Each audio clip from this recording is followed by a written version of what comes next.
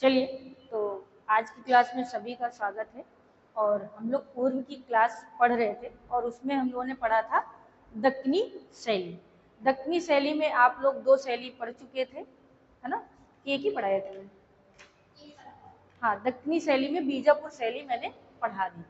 आज हम 2 शैली पढ़ाएंगे। एक तो आपका पहला अहमदनगर और दूसरा गोलकुंडा।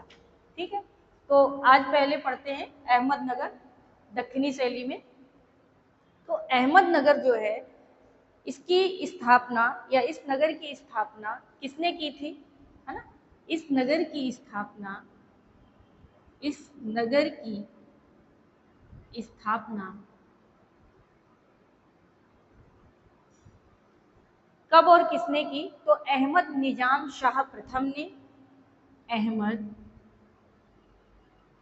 निजाम शाह प्रथम ने कब की? तो इन्होंने की थी 1440 ईस्वी में। कब की? 1490 ईस्वी में। कब की? 1490 ईस्वी में इस राज्य की स्थापना की। किसकी? अहमदनगर की। ठीक है, कब स्थापित हुआ? 1490 में। और किसके द्वारा? तो निजाम शाह के द्वारा, जो कि प्रथम कहे गए हैं। ठीक है, ये निजाम शाह राजवंश के संस्थापक भी थे। यानी जो अहमद निजाम शाह हैं, ये निजाम शाह वंश के संस्थापक भी थे। यानी इस निजाम शाह वंश की स्थापना भी इन्होंने की। अहमदनगर के शासकों ने अपने संरक्षण में, यानी जो ये अहमदनगर के शासक हैं, है ना, अहमदनगर के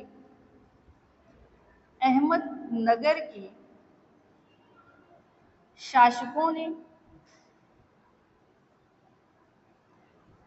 यानी हर शासक अपने संरक्षण के लिए कुछ ना कुछ ग्रंथ लिखवाता था, ताकि लोग जब पढ़ें तो उन्हें ये जानकारी मिलती रहे कि इस वंश के संस्थापक कौन थे और किसने किया।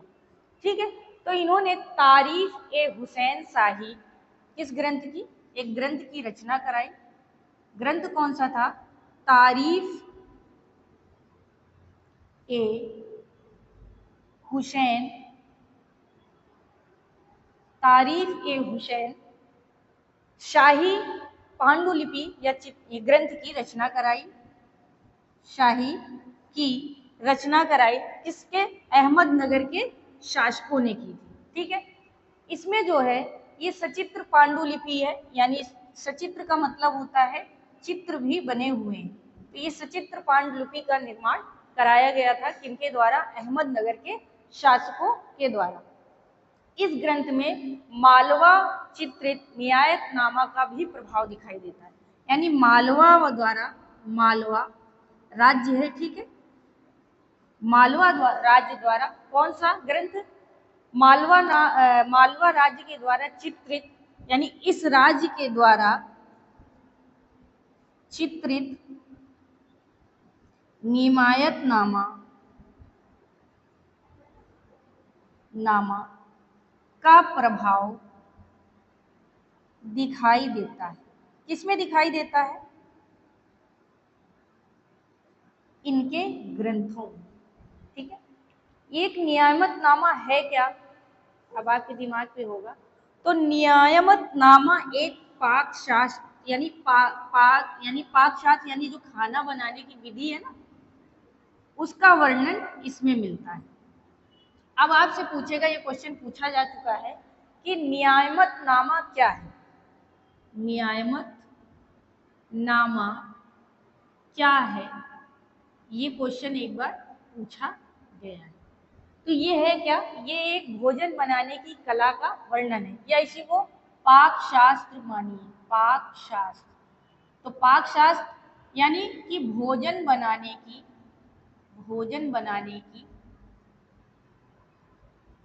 विधि का वर्णन है।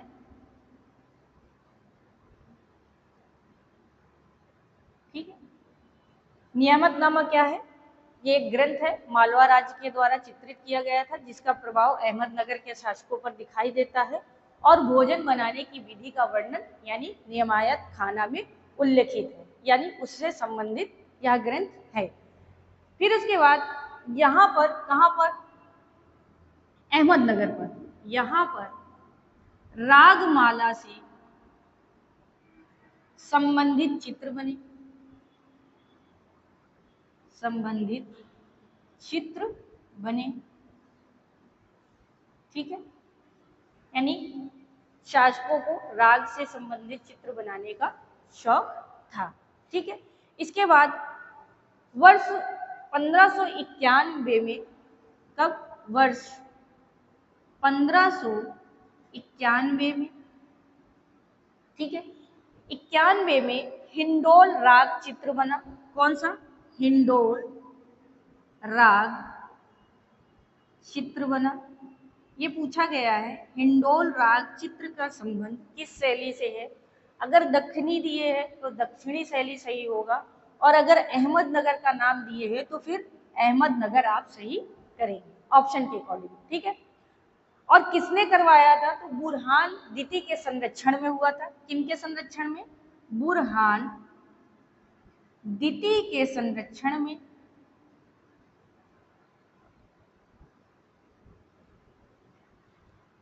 इसका चित्रण हुआ किसके समय में? बुरहान द्वितीय के समय में राग हिंडोल या हिंडोल राग का चित्रण हुआ, यानी ये चित्र बनाया गया है। इसके बाद राग हिंडोल की रागनी पट्टहंसिका, यानी जो ये राग हिंडोल है इसकी जो पट्टहंसिका है, पट्टहंसिका जो कि 1590 से 95 में मानी जाती है। कब? 1590 या 95 में बनी, ठीक है। ऐसा माना जाता है कि काला अवधि किस अवधि में बना? तो ये अहमदनगर की काला अवधि में बना।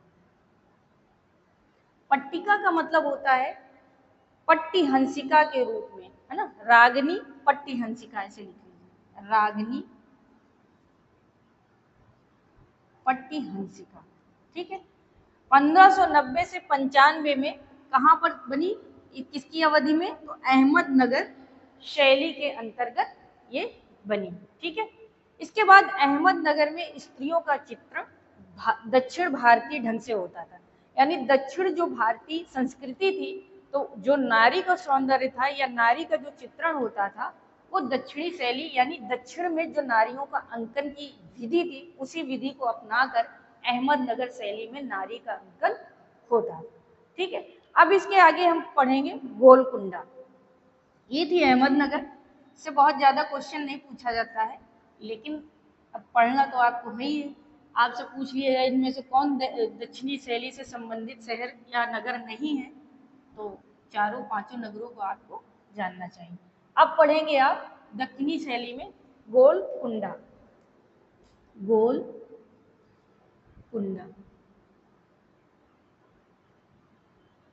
गोलकुंडा जो है संस्थापक कौन रहे? इब्राहिम कुतुब शाह, यानी गोलकुंडा शैली के संस्थापक कौन थे? इब्राहिम कुतुब शाह। ये इनके क्या माने गए? संस्थापक माने गए, और कुतुब शाही वंश के संस्थापक भी कहे गए। क्या कहा गया? कुतुब शाही वंश के संस्थापक भी यही रहे, ठीक है। संस्थापक भी रहे कौन? इब्राहिम कुतुब शाह, ठीक है। यानी ये संस्थापक भी कहे। लेकिन जब इनकी मृत्यु हो गई तो इनकी मृत्यु के बाद इनके पुत्र, ठीक है, इनके पुत्र कौन? मोहम्मद कुली कुतुब शाह। कौन हुए? मोहम्मद कुली कुतुब शाह।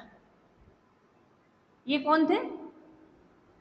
इब्राहिम कुतुब शाह के पुत्र थे। ठीक है, इनका समय माना गया कि ये 1580 से लेकर 1611 तक रहे। कब तक? 1580 ईस्वी से 1611 ईस्वी तक का समय किसका माना गया? कुतुब शाह का माना गया, कुली कुतुब शाह का माना गया।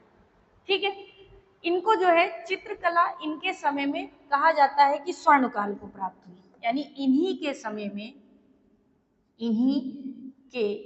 समय में गोलकुंडा की चित्रकला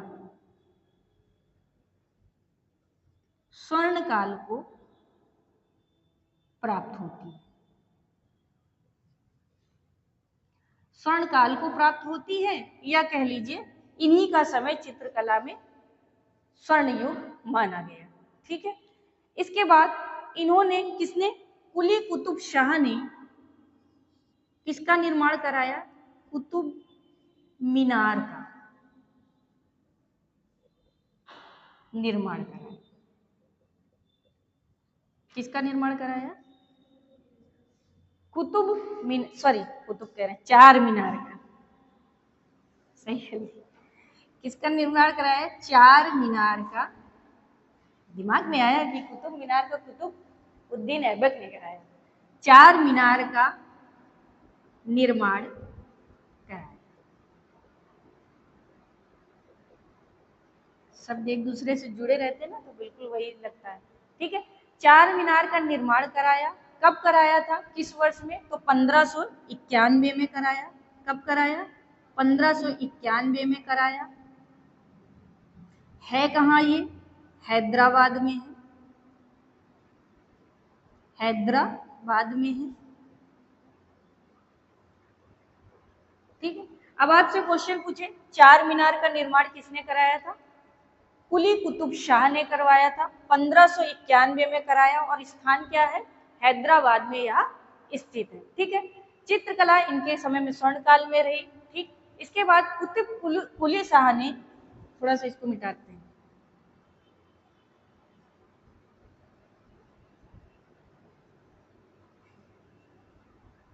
कुली कुतुब शाह ने, ठीक है, 1590 ईस्वी में इनके समय में 5 नृत्यांगनाओं के चित्र बने। कब?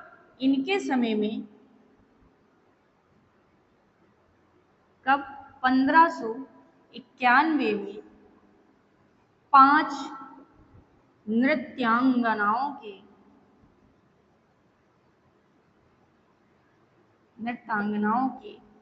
चित्र बने। ठीक है, ये जो चित्र थे, यानी नृत्यांगना थी, उनके चित्र इन्होंने चित्रित कराए थे। तो क्वेश्चन पूछ सकता है, 5 नृत्यांगनाओं के चित्र किसके समय में बने? तो कुली कुतुब शाह के समय में बने थे। और किस शैली से संबंध है? तो गोलकुंडा शैली से इसका संबंध है। और ये सुरक्षित कहाँ है? तो ये सुरक्षित चित्र रखा गया है ब्रिटिश म्यूजियम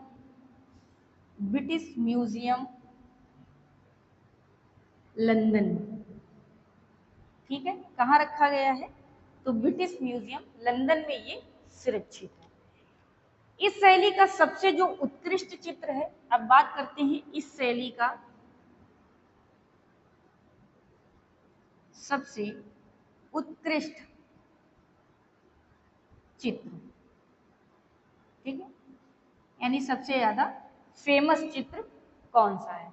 तो 1605 में बना था मैना और स्त्री। कब बना था? 1605 ईस्वी में मैना और स्त्री। अब आपसे पूछे मैना स्त्री चित्र का संबंध किस शैली से है? तो गोलकुंडा से है। और गोलकुंडा का ये सबसे उत्कृष्ट चित्र है। ठीक है, इस शैली का माना गया। और ये सुरक्षित कहाँ है? तो चेस्टर बिट्टी म्यूजियम। सुरक्षित कहाँ है? तो चेस्टर बिट्टी म्यूजियम। कहाँ है ये? कल की क्लास में बताया, डबलिन आयरलैंड में है। कल भी बताया है, आयरलैंड। ठीक, तो यह चित्र कहाँ सुरक्षित है? चेस्टर बेट्टी संग्रहालय कह लीजिए, ठीक है, यही या म्यूजियम कहिए। इसके बाद नेक्स्ट यहाँ का सबसे ज्यादा पूछा जाने वाला, ये पूछा जा चुका है पूर्व की परीक्षा में, कौन सा चित्र है? Lady smoking, lady smoking with हुक्का, विथ हुक्का लिख लीजिए, चाहे हुक्का लिख लीजिए। अब इसी की हिंदी लिख लीजिए, हुक्का पीती औरत। हालांकि अभी तक यही वाला लिख के आए हिंदी, हुक्का पीती औरत। यह चित्र कहाँ से प्राप्त होता है? तो गोलकुंडा शैली से प्राप्त होता है, ठीक है। इसके बाद दक्कनी और उर्दू या हिंदवी, है ना, ये जो दक्कनी शैली है, दक्कनी, ठीक, दक्कनी, उर्दू या हिंदवी, उर्दू या हिंदवी, ठीक है, उर्दू या हिंदवी या आधुनिक उर्दू या आधुनिक उर्दू, ठीक है। आधुनिक उर्दू का मतलब होता है जो इस समय उर्दू लोग बोलते हैं, प्रयोग में लिखते हैं, का जन्मदाता या जन्मदाता किसे माना?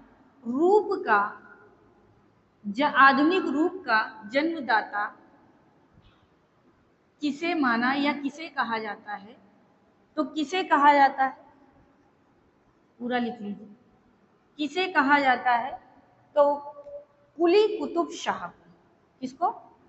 कुली कुतुब शाह। माना यह जाता है कि जो इस समय हम लोग उर्दू पढ़ रहे हैं, हो सकता है उस समय तो उर्दू थोड़ी सी क्लिष्ट रही हो, लेकिन जो आधुनिक उर्दू को जन्म दिया है या उसका जो लेखन कार्य चालू हुआ है, वो कुली कुतुब शाह के समय में चालू हुआ। इसीलिए इनको क्या कहा गया कि इसके ये जन्मदाता माने गए।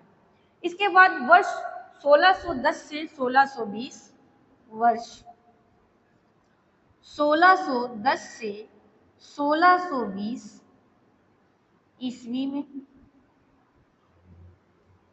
ईस्वी में दीवाने ए हाफिज, क्या? दीवाने ए हाफिज, ठीक, दीवाने ए हाफिज की सचित्र पोथी किसने तैयार, या सचित्र पोथी गोलकुंडा शैली में तरवल, या ये मान लीजिए कि दीवाने ए हाफिज सचित्र ग्रंथ पोथी या सचित्र पोथी, ऐसे लिखिए, सचित्र पोथी का निर्माण गोलकुंडा शैली में हुआ था। गोलकुंडा शैली में हुआ था। ये पूछा गया, दीवाने ए हाफिज सचित्र ग्रंथ का संबंध किस शैली से है? तो गोलकुंडा शैली से है, और इन्हीं के समय में ये चित्र की गई थी। इसके बाद एक आपने सुना होगा कोहिनूर हीरा, क्या? विख्यात कोहिनूर हीरा सुना है? कहते हैं इस कोहिनूर हीरे की खुदाई जो है, यानी खान कहाँ से निकला था? तो गोलकुंडा की खान से, गोलकुंडा की खान से। अब ये है कहाँ इस समय? वर्तमान में। वर्तमान में ये जो प्रदर्शित है, यानी वर्तमान में प्रदर्शित कहाँ है, कोई बताएगा?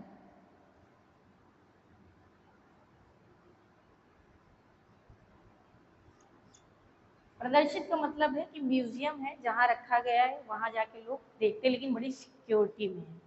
कहाँ है? टावर ऑफ लंदन में। कहाँ है? Tower of London. हमारे यहाँ का था, लंदन में है। तो ये थी गोलकुंडा शैली। आज की क्लास में इतना ही, और कल की क्लास में हैदराबाद पढ़कर इस शैली का समापन कर दिया जाएगा।